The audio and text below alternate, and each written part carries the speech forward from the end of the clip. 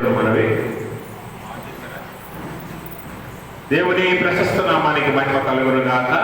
మన ప్రభువు ప్రియరక్షకుడైన యేసు ప్రభుల వారు మనలను మన కుటుంబాలను సంరక్షించి కాపాడి సజీవుల లెక్కలో ఉంచి గడిచిన 6 నెలలు మనందరినీ తన హస్తాల చాటున భద్రపరిచి 2025వ సంవత్సరం 7వ నెలలోనికి మనందరినీ ప్రవేశపెట్టి ఈ శుక్రవారం ఆయన సన్నిధులు ఎలాగో కూడుకునే భాగ్యాన్ని మనకి ఇచ్చినందుకే మొదటిగా తండ్రి అయిన దేవుని కృతజ్ఞతాస్తుతులు చెల్లిస్తున్నాను.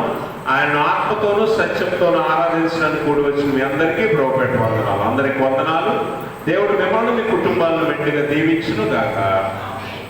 ఈ దినముకై ప్రత్యేకంగా ఏర్పాటు చేయబడిన లేఖన భాగాన్ని మనం చదువుగా విన్నాం.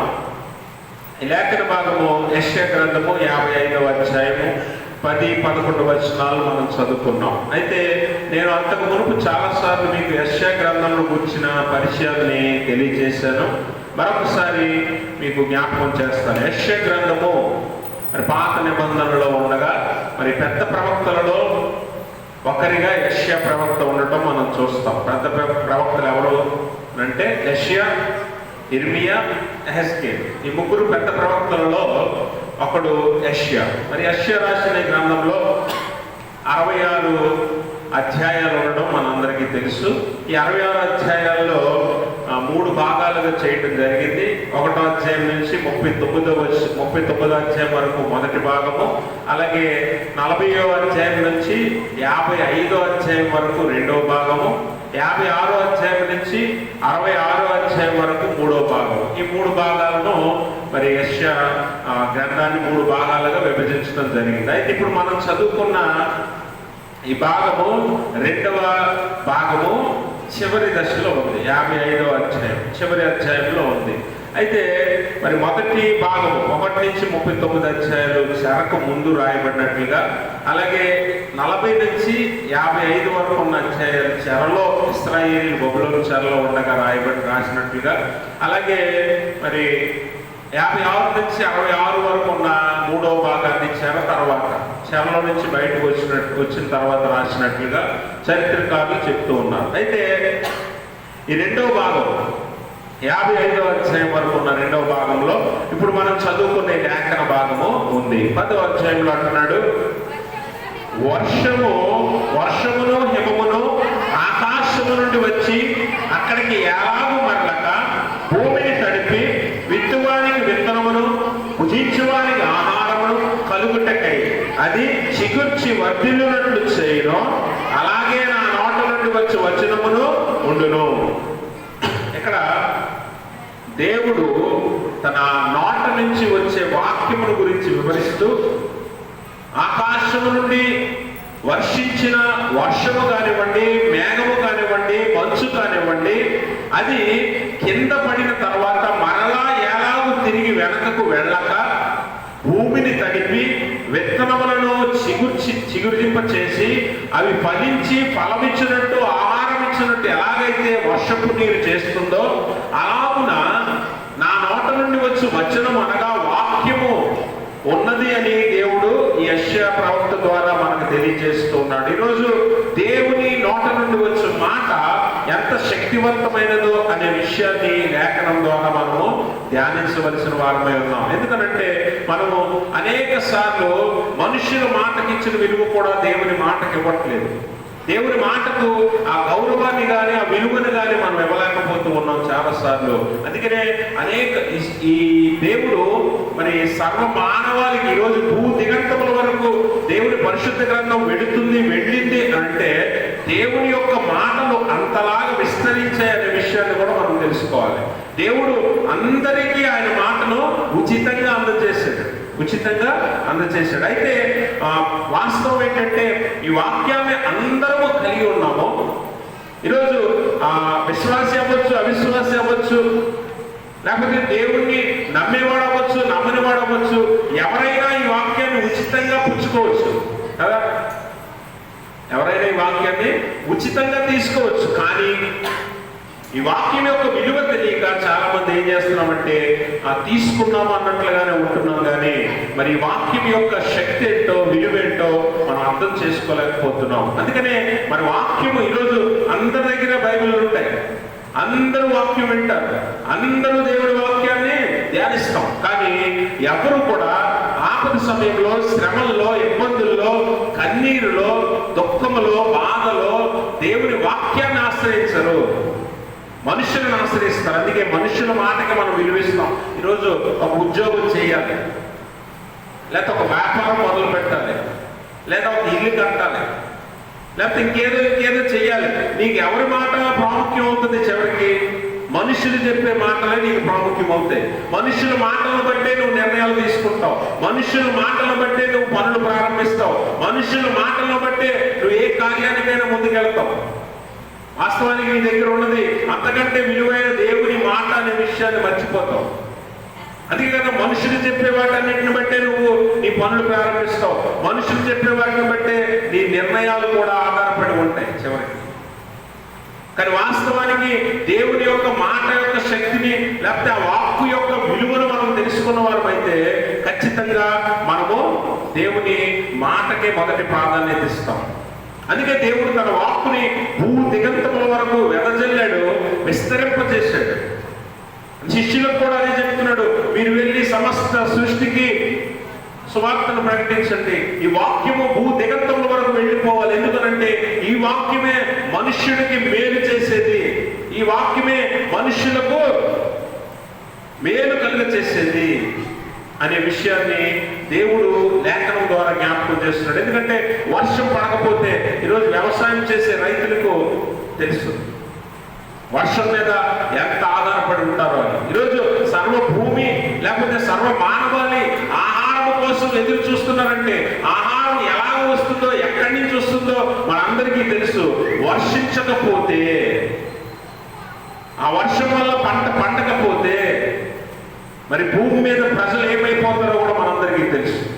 అంటే వర్షం వల్ల దేవుడు భూమికి వర్షాన్ని ఇచ్చి 65వ సంకీర్తనలో మనం చూస్తాం కదా, దేవుడు భూమిని ఎలా తడుపుతాడట, వర్షాన్ని కలుగు చేసి. 65వ సంకీర్తనలో మనం చూడొచ్చు. చూడండి, 65వ సంకీర్తనలో ఆయన భూమిని ఏం చేస్తాడట, 8వ వచనం చూడండి. నీ సూచక క్రియలను చూసి దిగంత నివాసులను భయపడుతున్నారు. ఉదయ సాయంత్రముల ఉత్పత్తులు నీవు సంతోషభరితులుగా చేయిస్తున్నావు. నీవు భూమిని దర్శించి దాన్ని తడుపుచున్నావు, దానికి మహదైశ్వర్యము కలుగు చేయిస్తున్నావు. దేవుని నది నీళ్లతో నిండి ఉన్నది. నీవు భూమిని అట్టు సిద్ధపరిచిన తర్వాత ధాన్యము, తర్వాత దుక్కి దున్నటము, తర్వాత పంట పండటము, తర్వాత పంట చేతికి రావటం. అంటే ఎలాగున దేవుడు నిన్ను ఆశీర్వదిస్తున్నాడు. అంటే వర్షము వలన భూమికి మేలు ఎలా కలుగుతుందో, ఆహారం ఎలా ఉద్భవిస్తుందో, అలాగున వాక్యము వలన మానవుడైన మనకి లేదా మనుష్యులందరికీ ఇలాంటి మేలు జరుగుతుందని ఈ ప్రవక్త ద్వారా దేవుడు తెలియజేస్తున్నాడు. అందుకని నా నోట నుంచి వచ్చి వచనము కూడా అదే రీతిగా అది మరలా నిరర్థకముగా నా వెనుకకు రాక అదేం చేస్తుందట, నాకు అనుకూలమైన విషయాన్ని నెరవేరుస్తుంది. దేవుడు ఏ ఉద్దేశంతో అయితే వాక్యాన్ని పలుకుతున్నాడో ఆ పలుకును బట్టి లేదా ఆ ఉద్దేశాన్ని నెరవేర్చేదిగా వాక్యం ఉంది అని ఈరోజు దేవుడి వాక్యం మనకు అర్థం తెలియజేస్తూ ఉంది. కాబట్టి గమనించండి, దేవుడు మాట ఏమాత్రము నిరర్థకము కాదు, వ్యక్తము కాదు అనే విషయాన్ని మనం గమనించాలి. ఏ రోజైనా మనం చాలాసార్లు చాలా మాటలు మాట్లాడుతుంటాం కదా. కొంతమంది సైంటిస్ట్ చెప్పేది ఏంటంటే, మనము ఒక మాట మాట్లాడాలంటే అట ఒక్క పదం మన నోట్లో నుంచి రావడానికట 0.5 డెసిబల్స్ శక్తి కావాలట. ఎంత అంటే సింపుల్గా చెప్పాలంటే 1 గ్రాము, 1/2 గ్రాము అనుకుందాం. 1/2 గ్రాము శక్తి కావాలంట మనం ఒక మాట మాట్లాడాలంటే. ఉదయం లేచింది మొదలుకొని రాత్రి పడుకునేదాకా ఎన్ని మాటలు మాట్లాడుతూ లెక్క పెట్టుకున్నప్పుడైనా ఎన్ని మాటలు మాట్లాడుతున్నావో లెక్క పెట్టుకున్నావా? అంటే ఎన్ని మాటలు మనం మాట్లాడుతామో మీరు ఎప్పుడైనా గమనించారా? నోట్లో నుంచి ఎన్నో మాటలు వెళ్ళిపోతుంటాయి బయటికి కదా. కొంతమందిని కదపడమే పాపం, ఇంకా అది టేప్ రికార్డర్ పాడైపోతే ఆకుండా వచ్చినట్లుగా వచ్చేస్తుంటాయి మాటలు. కానీ ఈ ఇన్ని మాటల్లో నువ్వు చాలా మాటలు వెనక్కి తీసుకోవాల్సి ఉంటుంది, అవునా కాదా?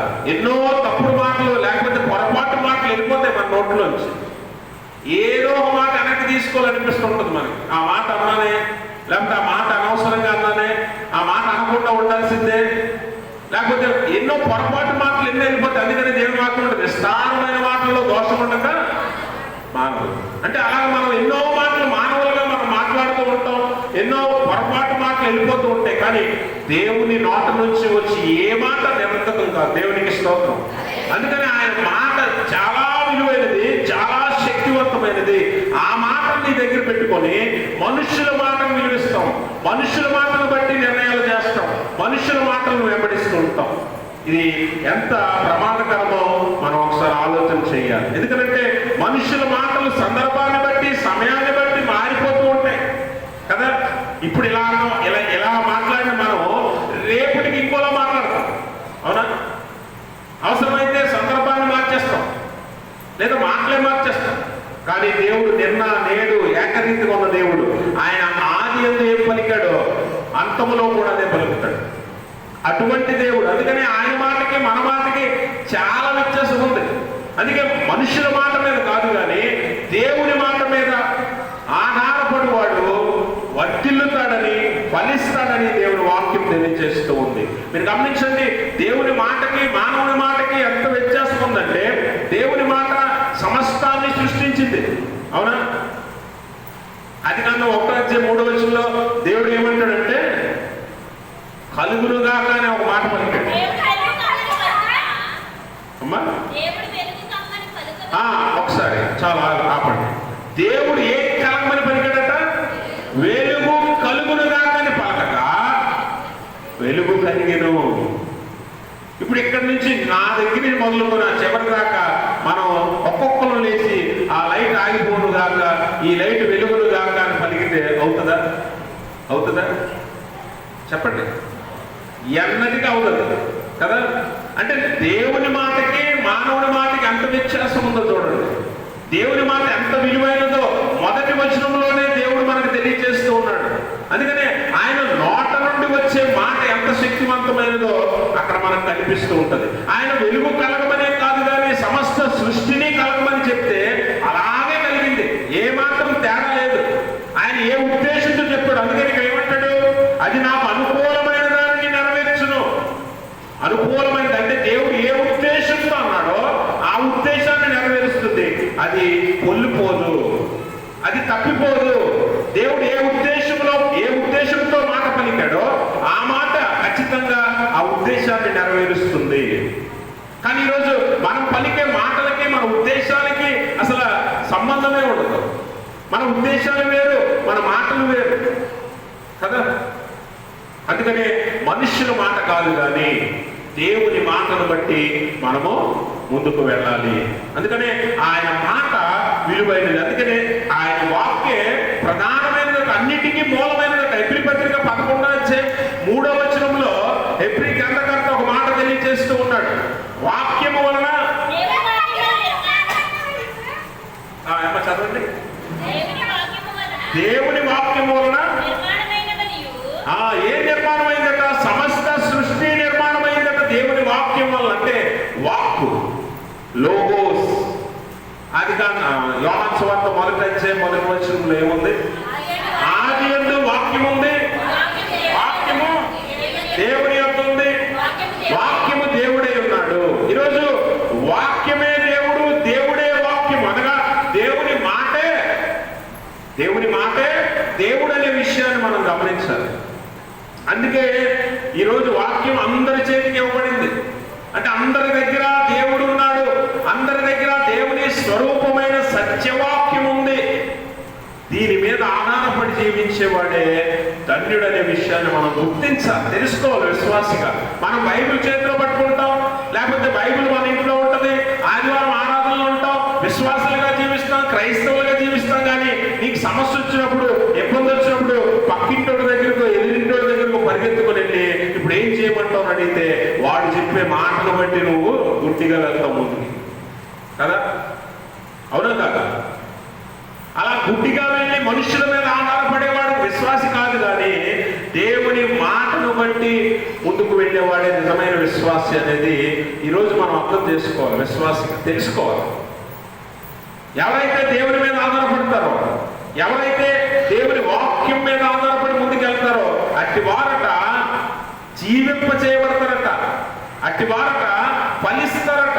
అందుకని చూడండి, మనం లేఖనాల్లో చూసినట్లయితే యోహాను సువార్త 6వ అధ్యాయం 63వ వచనం చూడండి. ఆత్మయు జీవింప చేయుచున్నది, శరీరము కేవలము నిష్ప్రయోజనము. నేను మీతో చెప్పి ఉన్న మాటలు గమనించారా? ఆత్మ జీవింప చేయుచున్నదట, శరీరము నిష్ప్రయోజనము. శరీరం ఎందుకు పనికిరానిది, ఆత్మ జీవింప చేస్తుంది. అయితే ఇప్పుడు యేసుప్రభువు ఏమంటాడంటే, నేను మీతో చెప్పిన మాటలే ఏమైనాయట? ఆత్మను, అంటే వాక్యమే ఏమైందట? ఆత్మ జీవము. అంటే వాక్యము జీవాన్ని ఇస్తుంది, వాక్యము జీవాన్ని కలుగ చేస్తుంది. మనం పాట పాడతాం కదా, జీవనదిని నా హృదయములో ప్రవహింపచేయుమయ్యా, జీవనదిని నా హృదయములో ప్రవహింపచేయుమయ్యా. ఆ జీవనది ఏంటట? ఆ జీవమిచ్చేదే, ఆ జీవనదే, జీవ జలమే వాక్యమని దేవుని వాక్యం సెలవిస్తుంది. కాబట్టి ఈరోజు మన హృదయాలలో ప్రవహింప చేయమని పాడాము, కానీ మన నిజంగా హృదయాలలో వాక్యం ఉందా, జీవజలం ఉందా, జీవనది ఉందా అంటే వాక్యాన్ని అర్థం. కానీ మనుషుల మాటలను మనము జాగ్రత్తగా వింటాం, మనుషుల మాటలను హృదయాల్లోనికి ఎక్కించుకుంటాం, మనుషుల మాటలనే మనము లక్ష్య పెడతాం. అందుకనే మన జీవితాల్లో, విశ్వాస జీవితాల్లో వృద్ధి కలగట్లేదు అని అంటే వాక్యము లోటు వలనే కలగట్లేదు. ఒకవేళ వాక్యము నీ శరీరంలో లేకపోతే నీ హృదయంలో నిండుకొని ఉంటే, నిజంగా ఇప్పుడు పాడినట్లుగా జీవజలము, జీవనది మన హృదయంలో ఉంటే నిజంగా మనం జీవింప చేయబడతాం, నిజంగా జీవింప చేయబడతాం. వాక్యాన్ని మనము, దేవుని వాక్యం అంటది, వాక్యాన్ని నువ్వు ఏం చేయాలట? ఇప్పుడు భోజనం చేసి వచ్చారా, చేయకుండా వచ్చారా? ఇప్పుడు భోజనం చేస్తామండి 7:30కి, 8:30కే భోజనం చేస్తాం ఏంటండి అంటారా? కొంతమంది చేసేవాళ్ళు ఉండదా? భోజనం చేసి వచ్చారా, చేయకుండా వచ్చారా? చేయలేదా? ఇప్పుడు ఇలా చేస్తారు కదా, చేస్తారా? మరి రోజు వాక్యాన్ని భుజిస్తున్నారా? దేవుని వాక్యం అంటది, యెహెజ్కేలు గ్రంథం 3వ అధ్యాయం 3వ వచనం చదువు. యెహెజ్కేలు గ్రంథం 3వ అధ్యాయం 3వ వచనం. నరపుత్రుడా, నేను నీకు ఇచ్చుచున్న ఈ గ్రంథమును ఎలా తీసుకోమన్నాడు? ఆహారముగా తీసుకొని దానితో ఏం నింపుకోవాలట? కడుపు నింపుకోవాలి. సెలవీయగా నేను దాన్ని భక్షించి తిని అది నా నోటికి తేనె వలె. ఇప్పుడు దేవుని వాక్యం ఎలాంటిదట? దేవుని వాక్యం అనుదినము నువ్వు తినే ఆహారం లాంటిదట. దానితో నీ కడుపు నింపుకుంటేట అది ఎంత మేలు చేస్తుందంటే, అది ఎంత ఆరోగ్యాన్ని ఇస్తుందంటే, అది ఎంత బలాన్ని ఇస్తుందంటే, భుజించిన యెహెజ్కేలు ప్రవక్త అంటాడు, అది నా నోటికి తేనె వలె మధురముగా ఉన్నది అని అంటాడు యెహెజ్కేలు ప్రవక్త. కాబట్టి అనుదినము ఆహారం ఎలా అయితే తింటామో, అనుదినము వాక్యాన్ని కూడా భుజించమని దేవుని లేఖనం సెలవిస్తుంది. కానీ మనం అనుదినము భుజించకపోవటం వల్లే శారీరక బలం ఉండొచ్చు, కానీ ఆత్మీయ బలము మనలో లేదు అన్న విషయాన్ని మనం అర్థం చేసుకోవాలి. ఆత్మీయంగా నిన్ను బలపరిచేది మనుషులు కాదు, పాస్టర్ గారులు కాదు, ఇంకెవరెవరో కాదు, కానీ నిన్ను ఆత్మీయంగా బలపరిచేది వాక్యం మాత్రమే. అది కూడా దేవుని నోట నుండి వచ్చిన మాటలు మాత్రమే. అందుకే పరిశుద్ధ గ్రంథం నీకు ఇవ్వబడింది. నరపుత్రుడా, నేను నీకు ఇచ్చుచున్న ఈ గ్రంథమును ఆహారముగా భుజించుము అని దేవుడు యెహెజ్కేలుతో ఎలా పలికాడో ఈరోజు నీతో, నాతో, మనందరితో కూడా అలాగే పలుకుతున్నాడు. ఈ వాక్యాన్ని అనుదినం భుజించువాడు ఏం చేస్తాడంట? జీవింప చేయబడతాడు. యెహెజ్కేలునే ఎండిన ఎముకల లోయల్లోకి తీసుకునే దేవుడు అంటాడు, నరపుత్రుడా, ఈ ఎముకల్లో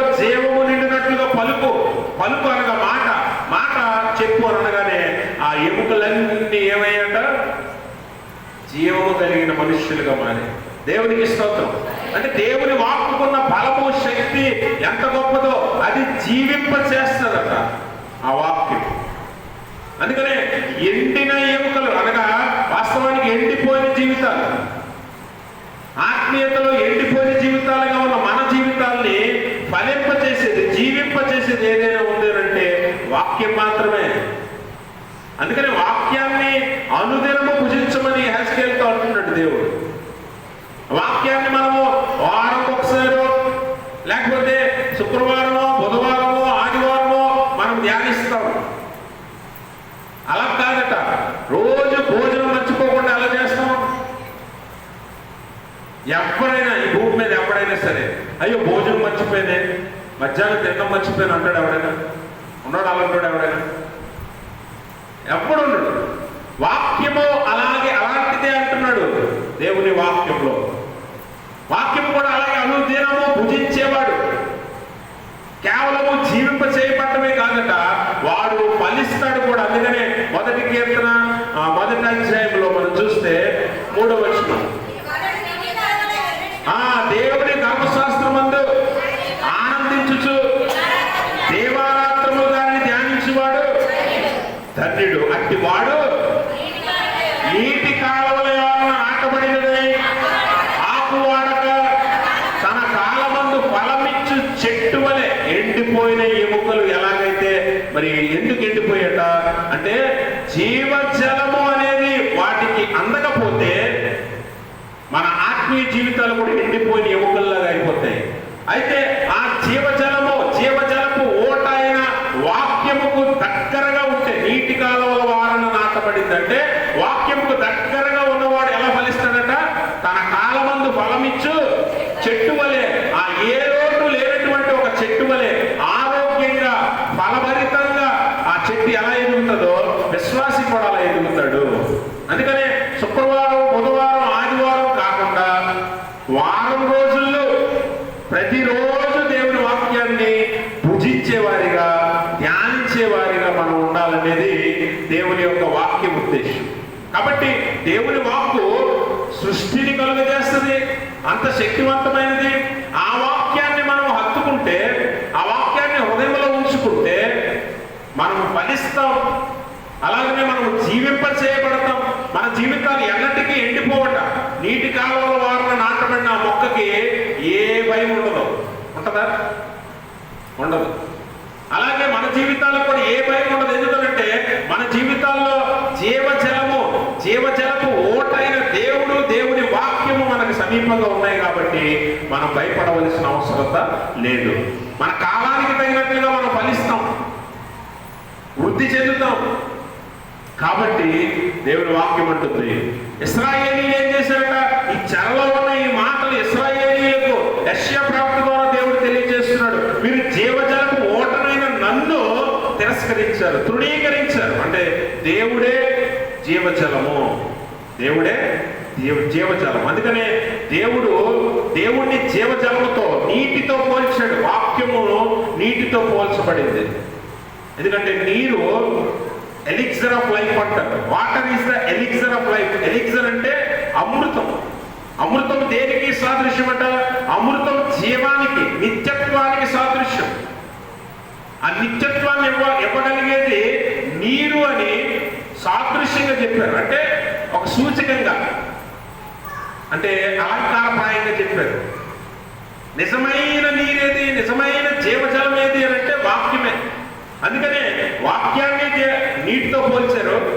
పాత నిబంధనలో తండ్రి అయిన దేవుణ్ణి నీటితో పోల్చారు. అలాగే నూతన నిబంధనలు యేసు ప్రభువారు కూడా తనని తాను నీటితో పోల్చుకుంటాడు. సమరయ స్త్రీతో అంటాడు కదా, నేనిచ్చి నీళ్లు తాగువాడు అన్నిటికీ దప్పికొనడు.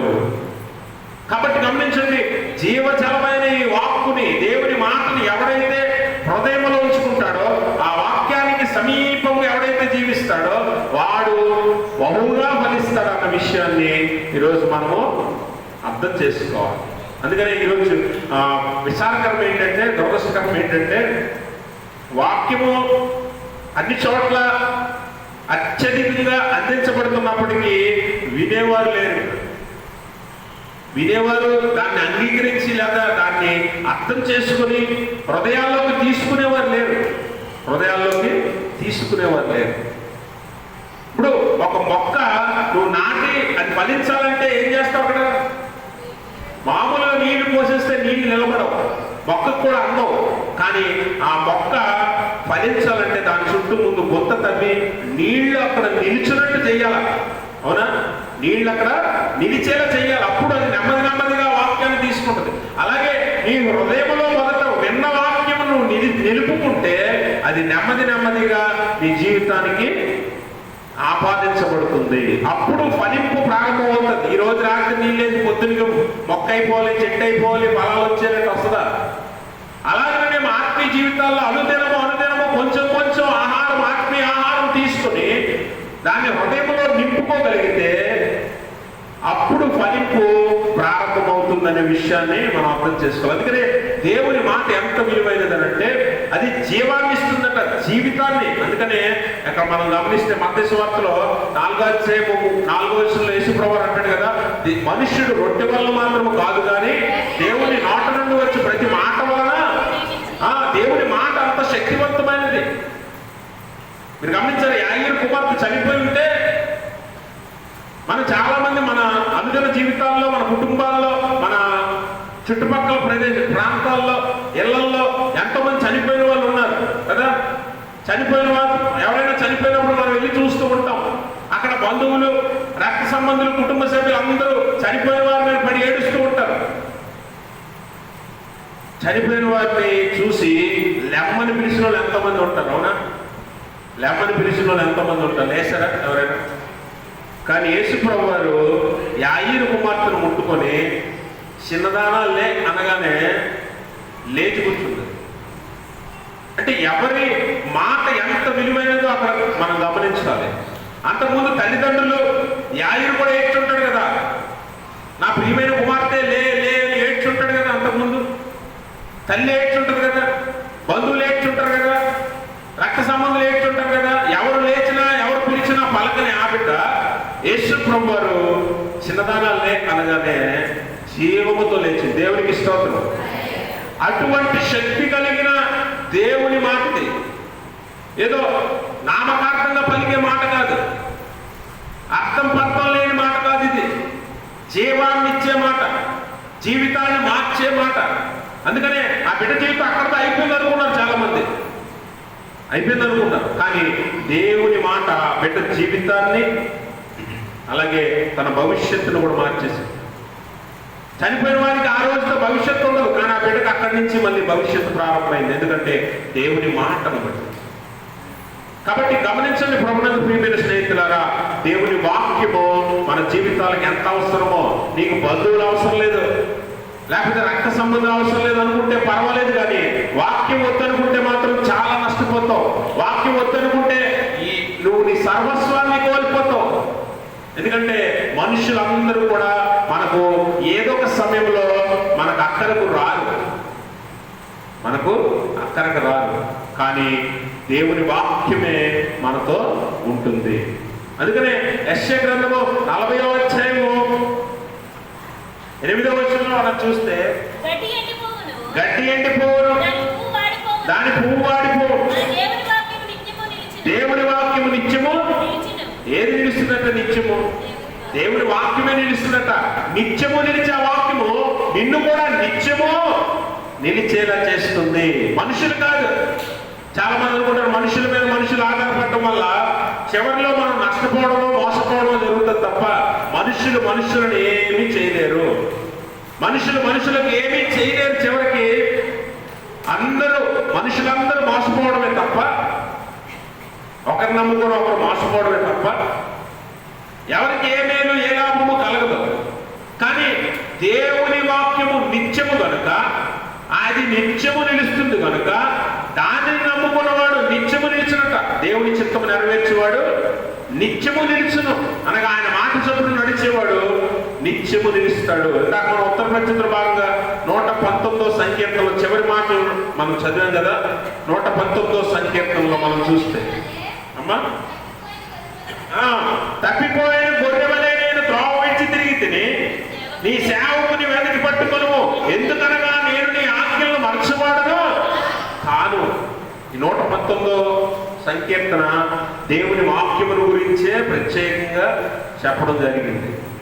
దేవుని మాటలు ఎలాంటివో, ఎంత శక్తివంతమైనవో ఈ మాటలు తెలియజేస్తాయి. అందుకనే ఈ 119వ సంకీర్తనలోనే వాక్యము, దేవుని మాట ఎలాంటిదట, 119, 105 అంటాడుగా, నీ వాక్యము నా పాదములకు దీపమును నా త్రోవకు వెలుగై ఉన్నది. అంటే నీ వాక్యం లేకపోతే నాకు త్రోవ లేదు, నీ వాక్యం లేకపోతే నా జీవితంలో వెలిగే లేదు అని భక్తుడు కీర్తనాకారుడు తెలియజేస్తున్నాడు. అంటే వాక్యం యొక్క విలువ తెలుసుకున్న భక్తుడిగా ఆ మాటలు మాట్లాడుతూ ఉన్నాడు కీర్తనాకారుడు.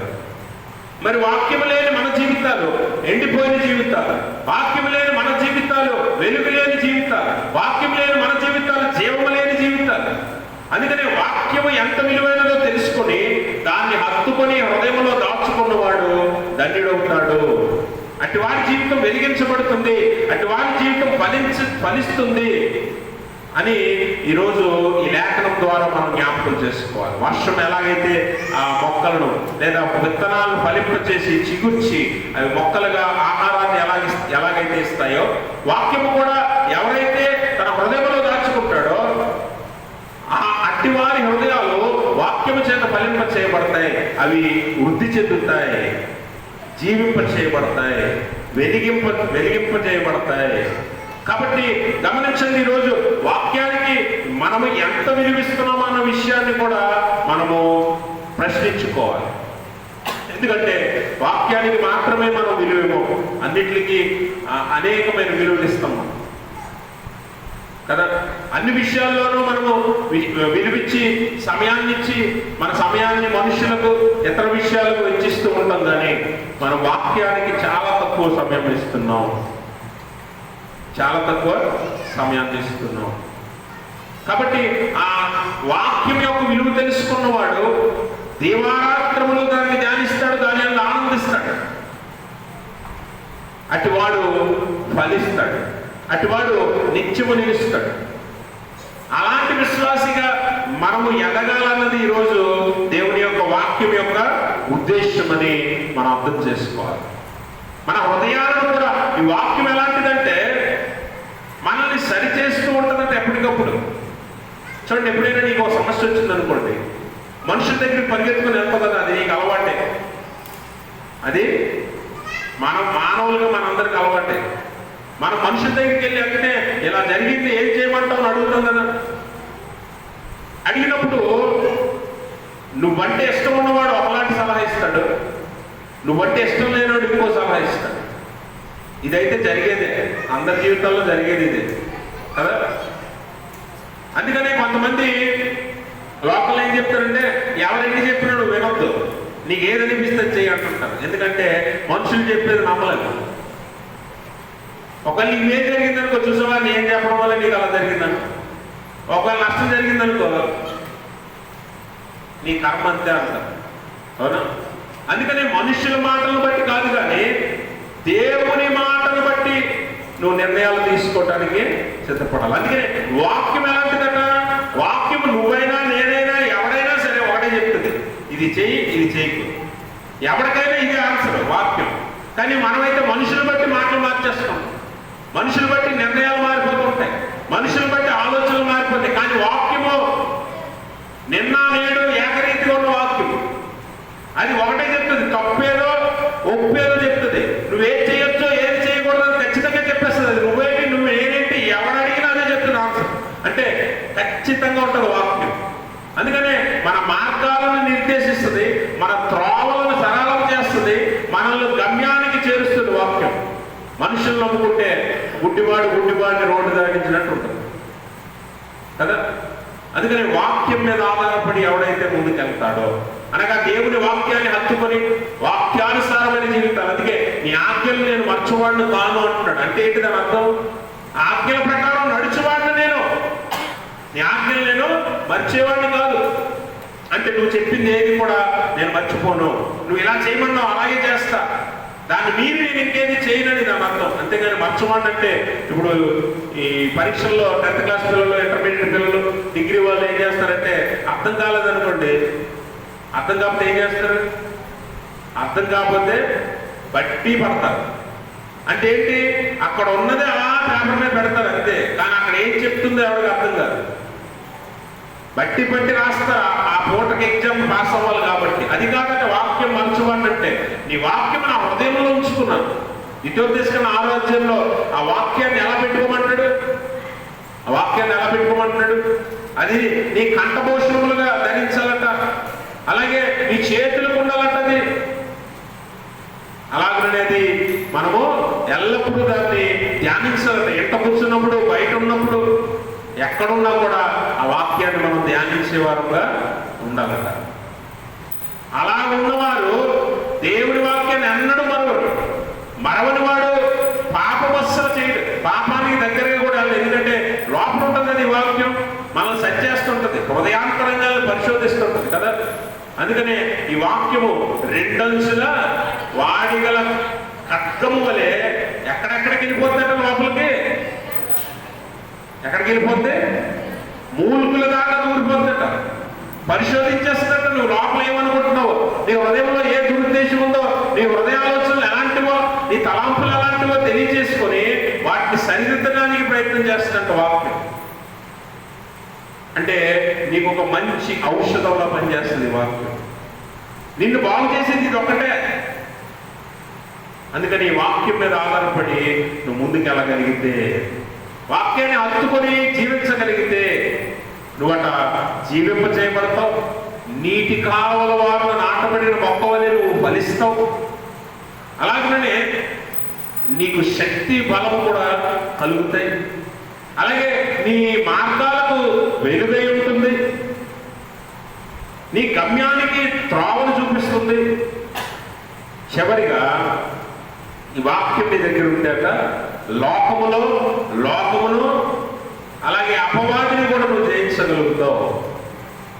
అపవాదిని, లోకాన్ని, లోకములో ఉన్నదంతటినీ నువ్వు జయించాలంటే వాక్యము నీ దగ్గర ఉండాలట. వాక్యం అనే ఖడ్గము నీ దగ్గర ఉండాలి. ఇది లేదనుకోండి, నువ్వు లోకాన్ని ఎన్నటికీ జయించలేవు. ఎందుకంటే మనంతటా మనము లోకాన్ని ఎప్పుడు జయించలేము. అపవాదిని అస్సలు జయించలేము. వాక్యం మన దగ్గర ఉంటేనే అపవాదిని జయించగలం. అందుకే అపవాది మనకి మనకి ఏది బలహీనమైనదో ఆ బలహీనత మీదే అపవాది పనిచేస్తాడు. ఆ బలహీనత దగ్గర ఖచ్చితంగా పడిపోతాం. అందుకనే అపవాది చాలా జాగ్రత్తగా మన బలహీనతలు, మన భయాలు, చూడండి, బలహీనతలే కాదు భయాల మీద కూడా అపవాది కొడతాడు. భయాలేంటి? కొంతమందికి చీకటి అంటే భయం, కొంతమందికి దెయ్యం అంటే భయం, కొంతమందికి ఇంకేదో అంటే భయం. ఆ భయాన్ని కూడా అపవాది వినియోగించుకుంటాడు.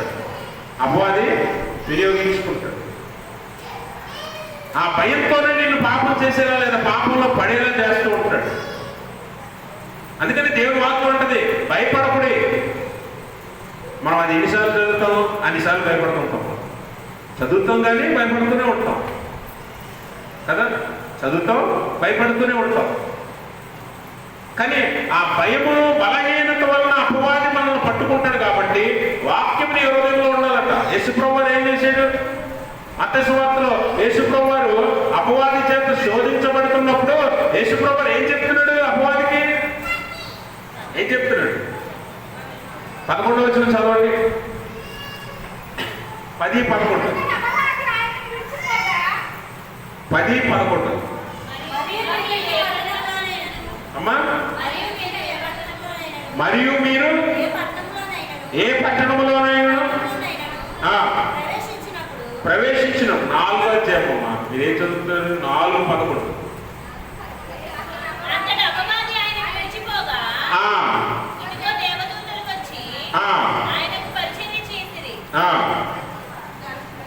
ఆ 10వ వచనం నుంచి చదవండి. యేసు వారితో, సాతానా పొమ్ము, ప్రభువైన నీ దేవుడికి మొక్కి ఆయన మాత్రము. ఇది ఎక్కడ ఉందట? వాక్యమునే యేసు ప్రభు అపవాదికి చూపిస్తున్నాడు. ఎక్కడుంది? ఇది వాక్యములో ఉంది కదా అని. ఆ 3 శోధనలోనూ మీరు ఇంటికి చదవండి. 4వ అధ్యాయము.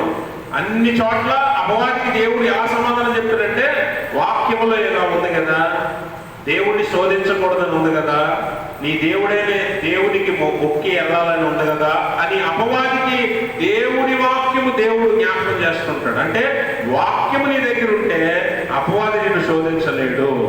దేవునికి స్తోత్రం. అపవాది నిన్ను జయించలేడు. కానీ వాక్యం నీ దగ్గర ఉండదు కదా, అందుకని నువ్వేం చేస్తావు? నీ భయానికో బలహీనతకో అపవాది చేతికి దొరుకుతావు. చాలా మంది ఇలాంటి భయాలతోనో మూఢనమ్మకాలతోనో బలహీనతలతోనో అపవాది చేతికి దొరికి పాపంలో పడిపోతున్నారు. వాక్యం యొక్క ఆ శక్తి వారి దగ్గర లేదు.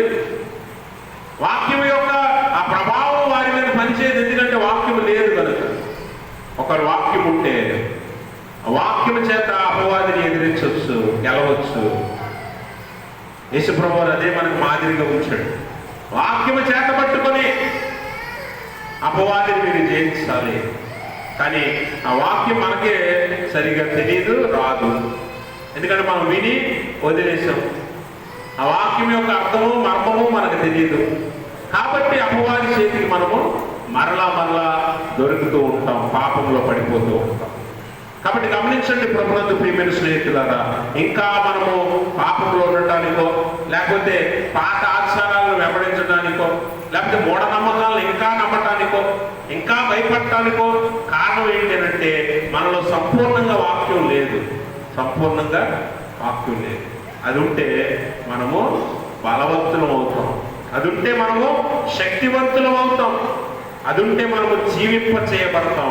అది ఉంటే మనము దేన్నైనా ఎదిరిస్తాం, లోకాన్ని జయిస్తాం. యేసుప్రభువు లోకాన్ని జయించాడు. మనము అలాగే జయించాలని కోరుకుంటున్నాడు దేవుడు. లోకం నీ మీద ప్రభావం చూపించకూడదు, నువ్వే లోకం మీద ప్రభావం చూపించాలి. అపోస్తలులు ఏం చేశారు? యేసుప్రభువు వెళ్ళిపోయిన తర్వాత భూమిని తలకిందులు చేశారు. దేన్ని ఎవరు ప్రభావం చేశారు? అపోస్తలులు లోకాన్ని ప్రభావితం చేశారు. కానీ లోకం వారిని ప్రభావితం చేయలే. కానీ ఈరోజు లోకంలో ఉన్న అన్ని మనల్ని ప్రభావితం చేస్తాయి. లోకంలో ఉన్న ఆచారాలు, లోకంలో ఉన్న సాంప్రదాయాలు, లోకంలో ఉన్న కట్టుబాట్లు అన్నిటికీ నువ్వు లొంగిపోతావు. కానీ వాక్యం వింటావు. వాక్యం విని ఉపయోగం ఏముంది? నీలో పనిచేయలేనప్పుడు, వాక్యాన్ని నువ్వు వెంబడించలేనప్పుడు ఏం ఉపయోగం? ఇక్కడ వాక్యం విని బయటకు వెళ్ళిపోయి మళ్ళీ మూఢాచారాలు, మూఢనమ్మకాలు పాటిస్తావు. రోడ్డు మీద ఇప్పుడు వెళ్ళగానే నిమ్మకాయ కనిపించింది అనుకోండి, ఏం చేస్తారు? చెప్పండి, ఏం చేస్తారు? రోడ్డు మీద ఎవడో పడేసుకొని వెళ్ళిపోయింది నిమ్మకాయ, ఏం చేస్తారు? బాబోయ్, ఇలా వెళ్ళిపోతాం. ఇలా చెరువు కొట్టి మేము వెళ్ళిపోతాం. బాబోయ్, మాకెందుకు ఇప్పుడు ఇది తొక్కుతుంది, ఏమొచ్చేద్దాం వెనకాల కదా. ఇవి ఉన్నాయి కదా మీ దగ్గర. లేవని మాత్రం చెప్పొద్దు. మీ దగ్గర ఖచ్చితంగా ఉంటాయి ఇవన్నీ. లేవని మాత్రం అనకండి. ఎవడో గుడ్డు పగలు కొట్టాడు అనుకోండి రోడ్డు మీద, ఆడెవడో 10 గుడ్లు పట్టుకెళ్తే ఒక గుడ్డు పడిపోయింది కింద. బాబోయ్, ఈ రోజుకి చర్చలో పడుకుని పోతాం. ఎందుకు ఇంటికి వెళ్ళడం? ఇలాంటి చాలా మంది ఉన్నారు, లేరా? మరి ఇంకా వాక్యం నీలో ఇంకేం పని చేసింది? దేనికి భయపడకూడదు అని దేవుడు వాక్యం చెప్తుంటే రోడ్డు మీదకి వెళ్ళగానే గడ్డిపోచకి, తాడుకి, అన్నిటికీ భయపడుతున్నాడు. ఇది అంటే లోకము నీ మీద ఎలాంటి ప్రభావం చూపిస్తుందో తెలుసుకో. ఒక విధంగా చెప్పాలంటే అలా కింద పడిపోయిన గుడ్డు పగలలేదు అనుకోండి, నేనైతే ఇంటికి తెచ్చుకుంటాను. నిజంగా చిన్నప్పుడు నేను 6వ తరగతి చదివినప్పుడు అలాంటి గుడ్డు రోడ్డు మీద ఇంటికి తెచ్చాను నేను, తెలుసా? నిజం. అంటే మీకోసం మీ దగ్గర ఏదో గొప్ప కోసం నేను చెప్పట్లా. నేను చిన్నప్పుడు నిక్కర్లు వేసుకుని ఆడుకునే టైంలో మామూలుగా ఏం కూడా అక్కడ గుడ్డు పెట్టేస్తే ఆ గుడ్డు దొరికింది నాకు. అది ఇంటికి పట్టుకొచ్చాను. మా అమ్మ అయితే ఆమ్లెట్ వేసి ఇచ్చింది నాకు. నిజమే. అంటే మీరు చెప్తున్నాను, ఇంకా మీ మీద లోకం ఎలాంటి ప్రభావం చూపిస్తుంది అంటే ఇంకా దానికి భయపడుతున్నాం. ఎప్పుడు దేవుళ్ళలోనికి రాకముందు, వాక్యం ఎరగకముందు అదంటే నీకు భయం ఉండొచ్చు. కానీ ఇప్పుడు ఆ భయం లేదు, ఉండాల్సిన పని లేదు. దేవుని వాక్యం చెప్తుంది. కానీ ఇంకా నువ్వు భయపడుతున్నట్టు దేవుళ్ళలోకి ఇంకా రాలా, నీలోకి ఇంకా వాక్యం పూర్తిగా ఎక్కలా. ఆ వాక్యాన్ని పూర్తిగా అవపోసన బట్టి లేకపోతే హృదయంలోకి చేర్చుకున్నవాడే నిజంగా ఫలిస్తాడు. ఆకు వాడక తన కాలం ముందు ఫలించు చెట్టు వలె ఉంటాడు. ఆ వాక్యాన్ని బట్టి, దేవుని అభయాన్ని బట్టి, దేవుని మాటను బట్టి, వాగ్దానాన్ని బట్టి జీవిస్తాడు.